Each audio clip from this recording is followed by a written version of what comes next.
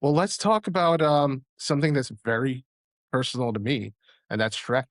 Um, yeah, I've been a fan of Shrek since I was a kid, since the first movie came out. I have merchandise, I have a framed poster, I have a ton of Shrek stuff. It was genuinely heartbreaking for me as a marketer to watch the recent trailer for Shrek 5 for two reasons. Number one is the animation is really different. It just doesn't have that fairy tale character anymore. It's just it looks like a Pixar or DreamWorks or any other studio. It just doesn't look like Shrek. And then the second thing is a lot of the dynamism in the animation. So like the little movements, the little ticks, the little things that made the characters unique, like all of that's gone. I've seen comments like, "Well, what was the production process? Hey, ChatGPT, make me a Shrek movie." Um, and it's so like I haven't seen a single positive comment about the trailer yet, and I can't say I feel like any of it is unwarranted because everybody's falling into this sea of sameness. Mhm. I see it in marketing, in B2B marketing, where everybody's using the same tools, the same workflows, the same prompts, everybody's producing the same stuff. And when I look at the Shrek trailer, it's like I can't tell this from any other IP. Like there was always this dreamlike fairy tale quality to Shrek. And now they've got like Donkey with lore accurate anatomy, like his hair is sticking out, his proportions are different, Shrek's proportions are different. And obviously like with this the voice actors are getting older, so like the voice is changing a little bit. It's just the uncanny valley. I Um mean, the whole point of it, I thought, was like it was like the anti-Disney, right? Disney that's like very fairy tale like, and then Shrek comes out and is like the punk, right? The counterculture. yeah. It's still talking about fairy tales, but putting a spin on it. So the first one was written to have a lot of crude humor that Disney would have never allowed. Mhm. Uh, it was designed and animated in a way to be extremely distinct from what Disney was putting out at the time. Um, it was very much counterculture uh, when Mhm. it was produced. And I still remember I was old enough at the time to know a little bit better than most kids should. So Mhm. when I was watching it and there were jokes in there about, oh, he must be compensating for something. And I was like, should that really be in a movie? Because I think I was like, what, 11 or 12 the first time it came out. Mhm. But yeah, DreamWorks was supposed to be different, and Mhm. it's like seeing your childhood hero go play for. It would be like watching Patrick Ewing go play for the Lakers or something, or the Heat. I think with the background of AI and the way that people are using AI and the way that people are advocating for the use of AI, um, it is it is disappointing to see a, a very strong IP say, yeah, we're just gonna blend in and do what everybody else is doing and do the safe thing, the vanilla thing, instead of using these tools to be who we are, instead Yeah, yeah. of using modern technology to deliver the same experience that people love this franchise for. Yeah, yeah. I mean, I saw similar backlash happened with Disney's Text, where it's like the same thing where it's like all the animated figures look the same, right? With like the big eyes, the big face, the cheeks. And it's like what happened to, all the differences, but a lot of brands like you were mentioning earlier where it's like everyone has the same websites, right? And then the more that they Yeah. use, Claude and, ChatGPT to help them design things, to help them come up with like marketing materials and sales materials, the closer that everybody is going to appear because that's what AI does. That's what LLMs Yeah. do is they take what's the most popular that everybody's talking about and then when you use that idea, you're taking what everybody else is using. So everything comes out looking the same. And I think that that's like the biggest knock against AI. Like if you're using it to actually create assets for you, to do the copywriting for you, then you're just riding on top of what everybody else is doing. And so if you as a brand want to stand out, now is the time to start doing that, because so many companies are taking the easy way, taking the cheap way to try to use AI to save money, to save, save time. We've talked about this being more as a battle between like AI versus craft. And it's interesting because I would have said that Disney and Pixar were on the side of craft, right? But now they're falling, prey to the tendency to want to save money, to cut back Exactly. costs. And how do you do that? Using AI. Like, I'm not saying that they're necessarily using AI, but like defaulting to like what's easiest, what you already know has worked, Yeah. which is interesting because Disney is facing backlash for their Marvel and Star Wars franchises because everything is defaulting to the same characters that used to be popular, to the nostalgia of it all, right? Um, and people want new stories. We want different stories. We want original stories, right? And that's what we're Yeah. seeing happen in like horror, right? Obsession, Backrooms. There are all these new ideas that are twists on ideas, let's say. But at least it's like original content ideas that are being created by these, people that don't need as big of a budget, right? Seeing that popularity and then also seeing the like companies in luxury that are using the fact that they are luxury, that they can charge more to try to be different and, create that like luxury product or aesthetic versus like, the same old, Sheen like product because you're trying to save time and money, or product or whatever and make as much profit as possible. My thinking is with brands that want to separate themselves, it's like, fine, you might not be able to do it for everything, but like, where can you do that? Yeah. I think the bar for originality has never been lower than it is now.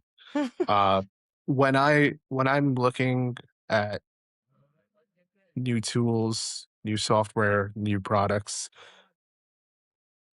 it's just so fucking depressing to click into a website and see the same goddamn Claude generated layout.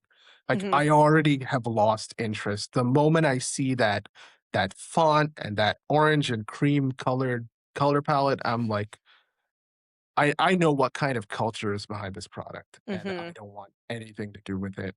And then when I happily click in and I see something different and novel, I might not have thought it was all that great 3 or 4 years ago, but today I'm like, "At least you're different. mhm, Let everything else fall to the side. At least you're being different. At least you're thinking for yourself." So when I work with brands on AI visibility, the thing I tell them before we work together is most brands are optimizing to be seen and to be noticed, but marketing is about being remembered.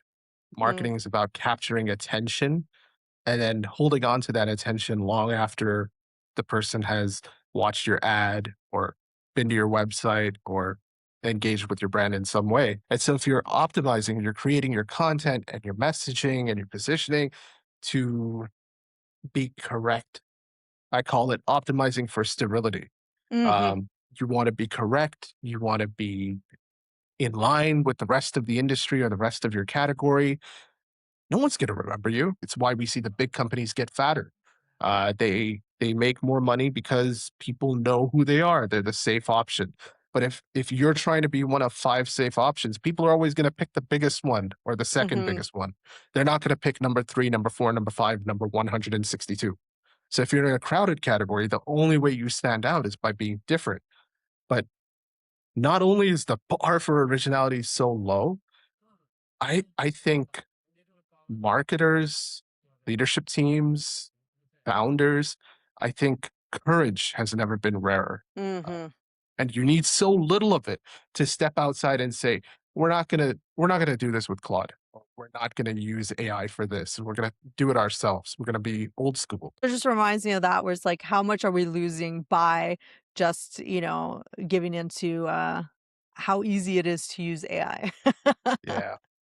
I don't know how accurate this is, but I did see a Reddit post about the Shrek trailer, and Mm, somebody was saying that they have a relative who's in the animation industry, and they asked him like, why does Shrek 5 look the way it does? Why does it not mhm, look like Shrek 1? And his relative told him, "Well, we don't know how to do that anymore because all the people who knew how to do that have either been pushed out of the industry because of ageism or been laid off because they started making too much money, or they've gone on to different creative pursuits." And Mhm, so you start thinking in marketing, like, what happens in 10 years when all the people who knew how to do these things start transitioning out of the industry or getting pushed out of the industry? And like, who's coming through? I think there's going to be a very big gap, 5 to 10 years, where you're not going to have that transfer of knowledge from people who've been doing this for like 10, 15, 20 years to people who are now getting into the industry or who did 2 or 3 years ago. And suddenly, one fine day, those people are going to find themselves in a position where they need to know how to do things without dependency on these tools, and they're mhm. not going to know. Yeah, I think that's also a measure of what's happening across the industry in terms of um, senior people not taking on like a mentorship role, where it's like, well, why didn't any of those senior animators, help teach their art to the younger generations, right? Why aren't those like elder marketers, teaching the younger marketers, right? And we just don't have that level anymore, right? And we're also seeing that like the as things move forward, like they're wanting to have less apprenticeships and like ways of like teaching, junior marketers to like do anything. So that's, also on us, the older ones, to be teaching the younger generations the old art of, being able to write. Write's a big one. I think, yes, AI can help you with like, grammar and like, maybe moving things around here and there, but like you need to know how to write in order for the AI to do it the way you want and to have Yeah. a distinctive voice, right? And I think that's a huge lesson for me here. It's like as the pull to become efficient and like save money and turn to AI to like help you do these things, you're gonna have to try to counterbalance that with being distinctive in some way. Maybe that's like in figuring out like, okay, maybe we can use AI for these things, but we're going to try to keep our personality and like our founder's vision and all that by doing these things and keeping certain aspects human. And maybe it's just like the coding you can help, right? Like engineers and product stuff, maybe use AI there, but then for like marketing, sales, you try to keep more of that humanness, right? I'm working with a client right now that they swear by the fact that them going to do sales calls in person is the reason why they're converting so many customers because so many people aren't sitting down and talking to like each other anymore, right? And as soon as they started talking about it, I was like, okay, yes, now that we know that you've converted enough people that it has made a difference, that's just your sales process now going forward. Don't try to like, cut pieces out because you're like, oh, we have to become efficient. Oh, we don't want to pay for flights. We don't want to, have all these people out. It's taking us a while longer. Okay, but those steps that you're taking, those like human relationships that you're building up are the reason why you're converting people. Then like why would you get rid of that? And Yeah. if you're competing against other companies that aren't doing those, then like you're already at an advantage, right? So it's like these are the things you have to look at in like where can we add the human back into our process because it actually makes a difference, right? Maybe the websites aren't as important anymore. Like fine, because now everything's getting like, AI trolled by, AEO and like SEO, right? That's fine. But maybe the marketing materials that you're creating can be more like human and speak to the audience that you want to like speak to.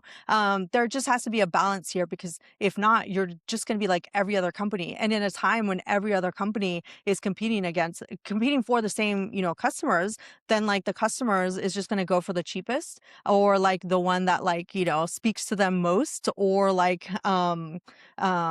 is like the biggest brand because it's like what is that saying? Like no one ever got fired for, buying IBM, right? So, yeah, lesson for me there. Yeah, my big takeaway is very much in line with what you said. Don't forget the things that got you to where you are. And they're not Mhm, necessarily what's going to take you from where you are to where you want to be, but mhm, there's going to be a little sliver of what you've done so far that carries you forward.